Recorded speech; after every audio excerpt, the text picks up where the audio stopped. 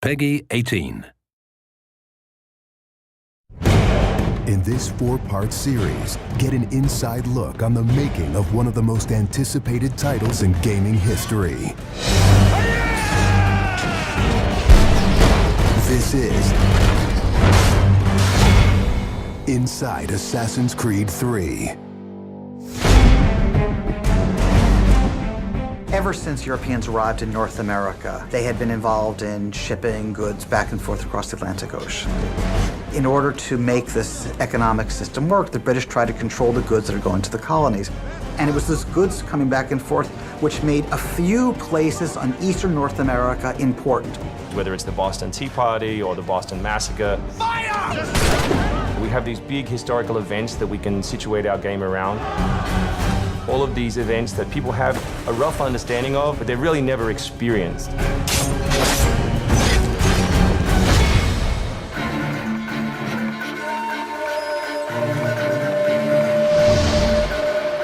We had to go back and get our historian to find us accurate maps from the era of what Boston and New York looked like.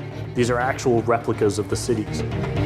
If you're familiar with those cities, you should have that sort of eerie feeling of finding familiar sights. We really wanted to push the animations and just make it look like it's a real living world. As you walk through the crowd, you'll also see animals in the streets. They would have a pig, they just clip his ear in a certain way, and they'd let him go in the street. And then he'd eat garbage, and then when it was time to eat the pig, you'd go and find your pig, and you'd slaughter it and eat your pig.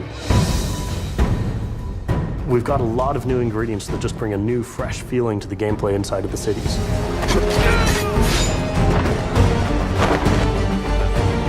We have these great new stalking zones that you're going to find throughout the cities. It's a great way for you to remain hidden from your enemies and actually be able to sneak up to them so that you could assassinate.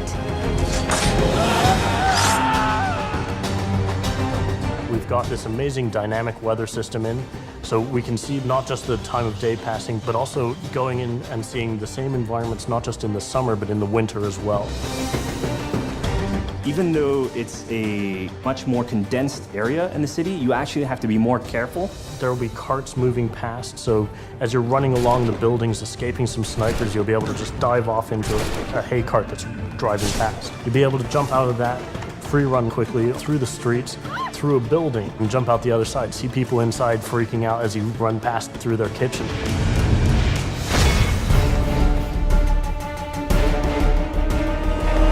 Living on the frontier was extremely difficult. Not only did you have harsh winters, cold, freezing temperatures, in the summer you had heat, humidity, so it was a gamble every year that you were out on the frontier, whether you're going to make it or not. For AC3, the biggest difference is just having access to the frontier. So this huge wilderness area that you can sort of explore at your own pace. It's a forest, the navigation in a very new environment, and a very organic environment as well. In the frontier, you'll be able to navigate through deep snow, but also snow does impact your gameplay. It will slow down you as well as your enemies. Once we decided that we were going to build the frontier, we realized obviously we need to populate that area. So animals became a very big deal. We have over 24 different species of animals in the game. There's an entire hunting loop that you can engage in. Whenever you're building elements such as animals, you're halfway trying to be real and halfway trying to fulfill that fantasy of what people expect.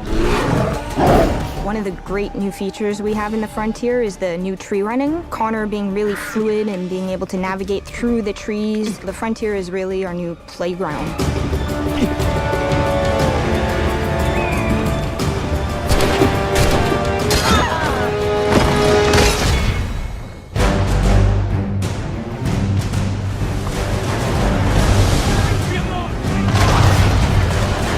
This war at sea was truly a global war and involved not only the British, but the French and the Spanish and the Dutch. Naval engagement of that period was all about closing the distance. Boarding is the end game. You've got to be able to close with the enemy, get alongside, then get on board to steal his ship. You want to take that ship intact if you can, because that's where you get your prize. The prize is whatever is on that ship that you want. Naval warfare was absolutely decisive to success in the American Revolution. Commerce comes by sea, at the same time invaders come by sea. You control the sea and you control the conflict. It's a huge part of the historical period. The Revolution is won pretty much at Yorktown by a blockade of ships. You know, we can't ignore this part of the history. This is critical. This is something that we have to do. We started a whole team up just to specifically focus on the naval experience.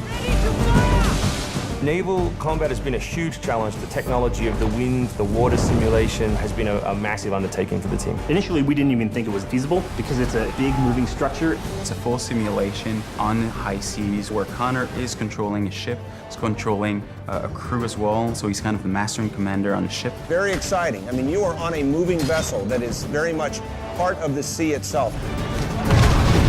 This is something that we wanted to engage in and build for the game. That was a huge challenge that we set ourselves and actually turned out pretty good.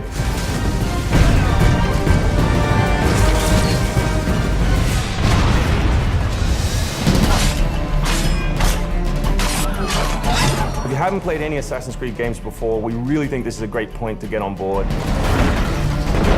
It is a new story, it is a new character. This team is full of people who love making Assassin's Creed, who are delivering just an astoundingly polished and fun experience. As a creator, nothing gets better. To be frank, it just looks great. Seeing all of this coming together at the end, it's amazing. For new fans, really, this is about as good as it gets. It's by far the biggest and best Assassins yet.